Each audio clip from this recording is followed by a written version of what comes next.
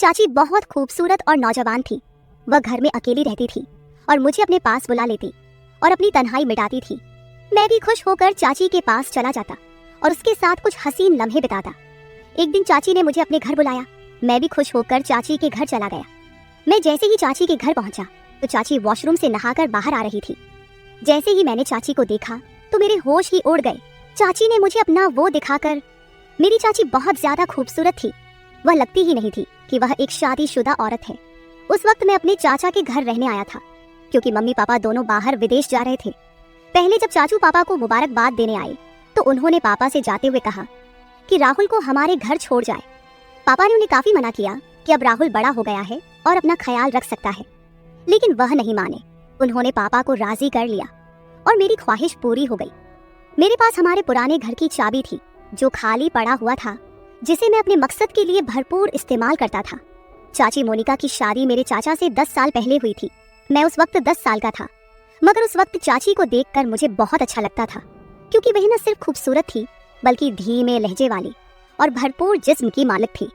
चाचा और चाची की जोड़ी मिसाइल समझी जाती थी, पर अभी तक वह दोनों औलाद से दूर थे। वह दोनों ने अपनी किस्मत समझकर सब्र कर लिया था। चाची और चाचू में बहुत ज्यादा प्यार था और मेरा अंदाजा था कि चाचा चाची की हर ख्वाहिश पूरी करते होंगे। शादी के बाद चाची का बदन बहुत दिलकश हो गया था। खूबसूरत तो वह पहले ही थी, मगर अब शरीर का हर हिस्सा अपनी तरफ झुकता हुआ महसूस होता था। उस वक्त जब चाची घर की सफाई कर रही थी और मैं टीवी देख रहा था, तब चाची ने मुझसे पूछा, राहुल बेटा, आज कॉलेज नहीं जाना क्या?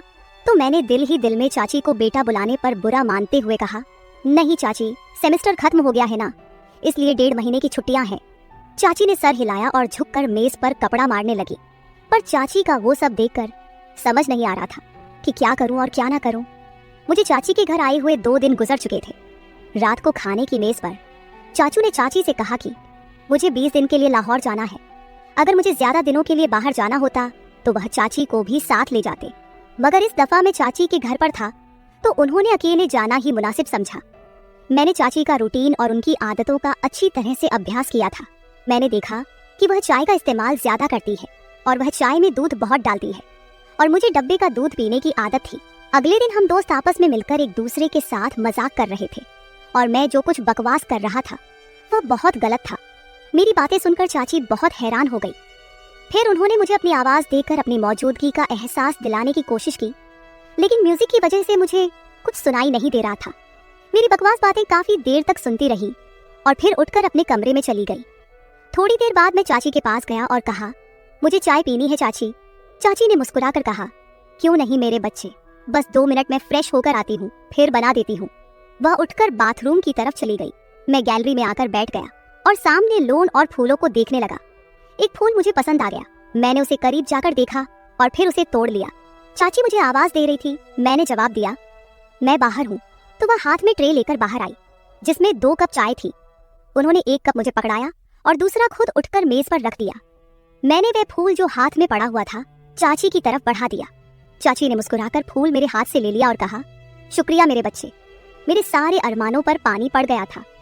मैंने चाची की तरफ देखा और कहा, चाची बोर नहीं होती आप सारा दिन घर में रह रहकर? मैं तो बोर हो गया हूँ, हम कहीं बाहर घूमने चलते हैं। चाची ने कहा, नहीं समीर, मैं तो तुम्हारे चाचा के साथ हर जगह जाती हूँ, लेकिन मैं उनके बगैर कहीं नहीं जाती। मैं खामोश होकर चाय पीने लगा। रात के खाने के बाद मैंने एक मूवी लगाई और बैठकर देखने लगा। चाची भी मेरे पास आकर बैठ गई और मूवी देखने लगी। चाची ने जब देखा कि यह वही बकवास हो रही है जो मैं दोपहर को गेम खेलते वक्त कर रहा था, तो उन्होंने कहा, अच्छा तो ये सारी बकवास बातें तुमने यहाँ से सीखी है? वह बोली, बेटा ये तो बहुत गलत बात है, तुम बहुत ही गलत भाषा इस्तेमाल करते हो। शर्म से मेरे पसीने छूट गए। चाची ने फिर से कहा कि मैं तुम्हारे पापा से बात करूंगी कि तुम पर नजर रखें, तुम हाथ से निकलते जा रहे हो। मैंने नजर उठाकर देखा और चाची से कहा, गलती हो गई चाची, मुझे माफ कर दे। पर क्या करूं, सभी लड़के इसी तरह की मूवी देखते हैं, मुझे भी उन्हें जवाब देना होता है, तो इस तरह की बातें मुंह से निकलती हैं। मेरी बात सुनकर चाची हंसने लगी और बोली कि डरो मत, मैं किसी से कुछ नहीं कहूंगी, मुझे पता है कि तुम लड़के किस तरह की बातें करते हो। अच्छा ठीक है, और कोई मूवी लगाओ, ये क्या लगाया हुआ है?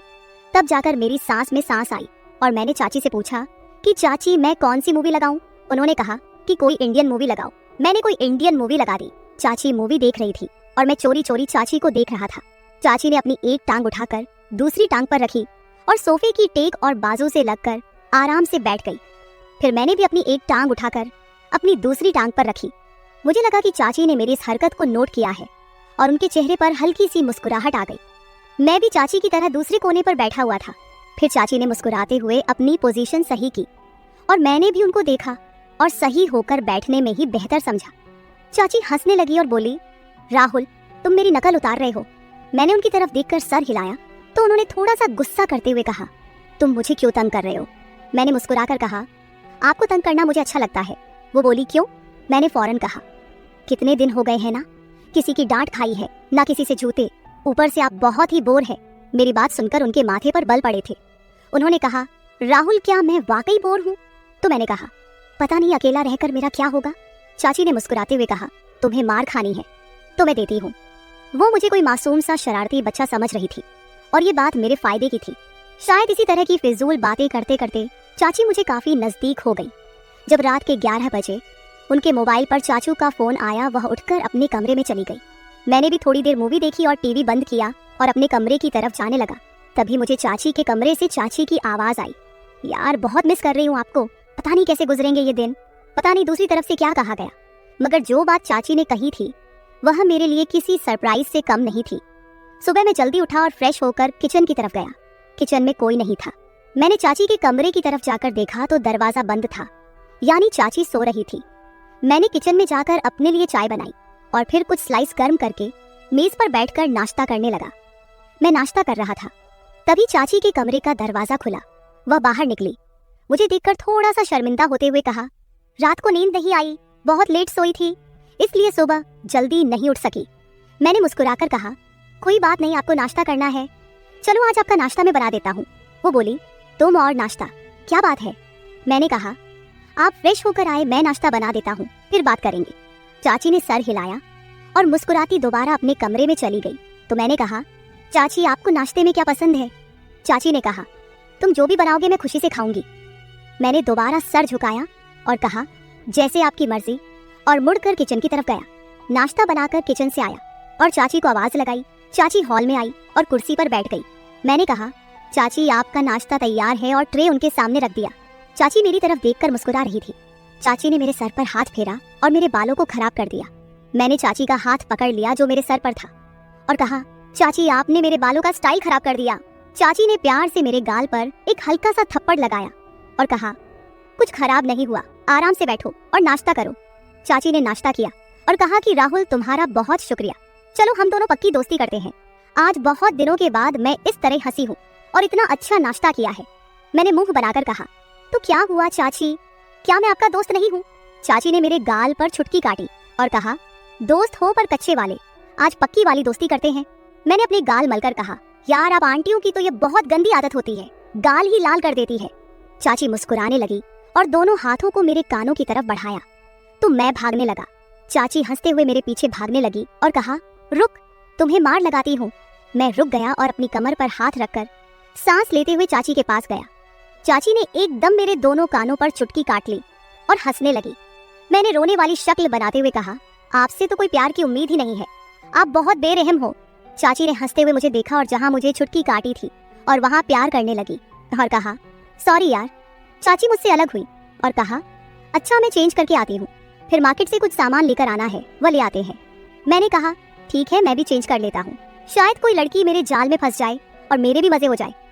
चाची ने मुस्कुराते हुए एक थप्पड़ मेरी कमर पर लगाया और कहा, राहुल थोड़ी सी तो शर्म करो। मैंने हैरानी से कहा, किस चीज से? चाची ने कहा, अपनी इस तूफानी हरकतों से। मैंने कहा, यार जिंदगी में थोड़ा सा मजा भी होना चाहिए, वरना तो सारी उम्र आप मुझे किसी काम का नहीं छोड़ेगी। चाची को पहले तो मेरी बात समझ नहीं आई, मगर जब उनको समझ आया तो उन्होंने अपने पांव से जुटी उतारी और कहने लगी, थोड़ी सी तो शर्म करो राहुल। मैं हंसकर अपने कमरे में चला गया। थोड़ी देर बाद मैं कमरे से बाहर आया और सोफे पर बैठकर टीवी देखने लगा। थोड़ी देर में चाची भी बाहर आ गई। जब वह बाहर निकली तो मेरी सांस ऊपर के ऊपर और नीचे की नीचे रह गई। सफेद कलर की कमीज पर नीचे जीन्स में चाची को देखते हुए कहा, मैडम जी का क्या इरादा है? चाची ने पहले अपने आप को देखा और फिर मुझे देखते हुए हैरानी से कहा, क्यों, क्या हुआ? मैंने दिल पर हाथ रखते हुए कहा, मैडम आपके दीवाने शहर में 1000 होंगे, मगर इतनी सुबह दुकान कौन खोलेगा? चाची को अपनी गलती का एहसास हो गया और बोली, ठीक कह रहे हो। मैंने कहा, मैडम जब आप बाहर निकलती होगी तो लोग आपको ही देखते होंगे। चाची ने मुस्कुराते हुए कहा, राहुल थोड़ी सी शर्म कर, मैं तेरी चाची हूँ। मैंने भी सर झुकाकर कहा, ठीक है चाची। तो वह हंसने लगी और मेरे पास बैठते हुए कहा, बाज नहीं आओगे फ्लर्ट करने से। मैंने उनकी तरफ देखते हुए कहा, कौन बदकिस्मत आपसे फ्लर्ट करना चाहता है? चाची ने मुस्कुराते हुए कहा, माफ कर यार। थोड़ी देर की खामोशी के बाद चाची मेरे करीब आई और बोली, सच में तेरी कोई गर्लफ्रेंड नहीं है? मैंने उनकी तरफ देखा और कहा, कोई आप जैसी मिली ही नहीं, वरना उसे गर्लफ्रेंड क्या अपनी लाइफ पार्टनर बना लेता, चाहे पापा को समझाना पड़ता। चाची ने मुस्कुराते हुए कहा, मैं अच्छी लगती हूँ आपको? तो मैंने भी फिर किसी आशिक की तरह सर झुकाकर हल्का सा कहा, बहुत ज्यादा चाची। चाची ने कहा, तू बाज नहीं आएगा। चाची ने कहा, राहुल दूध ले आओ, खत्म हो गया है। मैंने सर हिलाया और मार्केट की तरफ चला गया। वापस आकर दूध के बर्तन को फ्रीजर में रखा और चाची को बताने उनके कमरे में गया। पर सामने जो मंजर था वह पागल कर देने के लिए काफी था। चाची शायद नहाकर निकली थी और यह वक्त मुझ पर कहर बरसा रहा था और मेरी हालत ऐसी हो गई थी कि टांगों में जान ही ना रही। मैं पलटने ही वाला था कि चाची ने आवाज देकर पूछा, ले आए हो दूध? मेरे हलक से तो जैसे आवाज ही नहीं निकल रही थी। मैंने सर हिलाया तो चाची आहिस्ता आहिस्ता कदमों से चलती हुई मेरी तरफ आई और मेरे चेहरे के नीचे हाथ रखकर कहा, क्या हुआ राहुल? मैंने चेहरा ऊपर उठाया और उनकी आंखों में देखते हुए कहा, कुछ नहीं चाची। चाची ने मेरी आंखों में देखा और कहा, राहुल सच सच बताओ, मेरा इस तरह तुम्हारे सामने आना अच्छा है क्या? मैंने सर हिलाया और दोबारा सर झुकाकर कहा, अगर आपको लग रहा है कि मैं आपकी तरफ अट्रैक्ट हो रहा हूँ तो आप गलत है चाची। चाची, आपका जिस्म आपकी मोहब्बत के इजहार का जरिया है, लेकिन यही सब कुछ ठीक नहीं है। चाची ने एक लंबा सांस लिया और मुझे इस तरह देखा जैसे मैं दीवाना हूँ। मैंने दोबारा सर उठाया और कहा, पर मैं यह भी नहीं चाहता कि आप थोड़ी देर के लिए मुझे अपनाएं और फिर जिंदगी भर के लिए मुझे अपने दीदार से महरूम कर दे। चाची के लिए बहुत नाजुक निर्णय था। फिर वह एक तरफ बेड पर बैठ गई और कहा, मेरे पास आओ और यहाँ बैठो। मैं आराम से चलता हुआ उनके पास बैठ गया। उन्होंने मेरा हाथ पकड़कर अपने दूसरे हाथ पर रखा और कहा, समीर जो मिल जाए उस पर शुक्र करना चाहिए। चाची के जहन में क्या चल रहा था और उस वक्त वहां से मैदान जंग छोड़कर भाग जाने वाली बात थी। मैं सुकून से कमरे में वापस आ गया। तभी मुझे लगा कि चाची अंदर रो रही है। उनकी सिसकने की आवाज बाहर तक आ रही थी। मैं दरवाजे के पास गया और कहा कि आप ठीक हैं? अंदर से कोई जवाब नहीं आया, बस सिसकने की आवाज बंद हो गई। मैंने फिर पूछा, चाची क्या बात है, आप क्यों रो रही है? अंदर से आवाज आई, राहुल मैं थोड़ी देर के लिए अकेली रहना चाहती हूँ, प्लीज अपने रूम में चले जाओ। मैंने कहा, ठीक है, आप ठीक तो है ना? चाची ने कहा, मैं ठीक हूँ। मुझे कुछ समझ नहीं आ रहा था कि आगे क्या करना चाहिए। मैं जल्दी से वापस आ गया। फिर कुछ देर बाद चाची भी फ्रेश होकर बाहर आई और मुझसे माफी मांगने लगी। उस दिन के बाद से मैंने चाची का बहुत ज्यादा ख्याल रखना शुरू कर दिया, क्योंकि वह बहुत ज्यादा तन्हाई का शिकार हो गई थी और मुझसे प्यार करने लगी थी। मैंने फोन करके चाचू को वापस बुला लिया। चाची जवान और खूबसूरत औरत थी, इसलिए वह अपनी तन्हाई को मिटाने के लिए बहुत ज्यादा तरस गई थी। लेकिन यह शुक्र है कि हम दोनों में इस तरह का कुछ भी नहीं हुआ। कुछ दिन मैंने और चाची के घर गुजारे और फिर मेरे मम्मी पापा घर वापस आ गए और मैं अपने घर वापस चला गया। मेरा सभी लोगों को यही कहना है कि हमेशा घर में किसी के सहारे अपनी बहन या बीवी को अकेले छोड़कर ना जाए, क्योंकि अकेलेपन से जूझ रहा इंसान कभी भी गलत रास्ते पर जा सकता है।